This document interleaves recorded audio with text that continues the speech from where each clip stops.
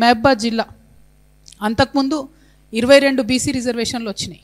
అంటే అప్పుడు ఉన్నటువంటి అంతకుముందు గ్రామ పంచాయతీలు పెరగలేదు ఎస్టీలై కాబట్టి 22 అంటే 9% రిజర్వేషన్ అప్పుడు ఇచ్చిరు. ఇప్పుడు ఏం చేసింది కాంగ్రెస్ ప్రభుత్వం? పెరిగినటువంటి గ్రామ పంచాయతీల తర్వాత 19 గ్రామ పంచాయతీలు మహబూబాద్లో బీసీలకు రిజర్వేషన్ వచ్చింది. అంటే 9% ఉన్నది 4% పడిపోయింది, 4%కి పడిపోయింది.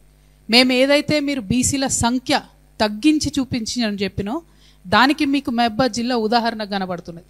మీరు కులగన్న తప్పు చేసిండ్రు, బీసీల సంఖ్య తగ్గించిండ్రు కాబట్టి ఇవాళ జిల్లాల వారీగా అప్పుడున్న మహబూబాదే ఇప్పుడున్నది. అప్పుడున్న నాన్ షెడ్యూల్డ్ జీపీసే నేను మాట్లాడుతున్నా, కొత్త ఏం మాట్లాడతలేను. మరి అప్పుడు 22 జీపీలకు వస్తుంది ఎట్లా, ఇప్పుడు 19 జీపీలకు వస్తుంది ఎట్లా? అప్పుడు 9% రిజర్వేషన్ ఎట్లా వస్తుంది మహబూబాద్లో బీసీలకు, ఇప్పుడు 4%కి ఎట్లా పడిపోతుంది? ఏదైతే మీరు 5-6% బీసీ జనాభా తగ్గించిరని మేము చెప్పినామో దానికి ప్రూఫ్ ఇవ్వాల. మహబూబాబాదు ములుగు 2 డైరెక్ట్గా ప్రూఫ్.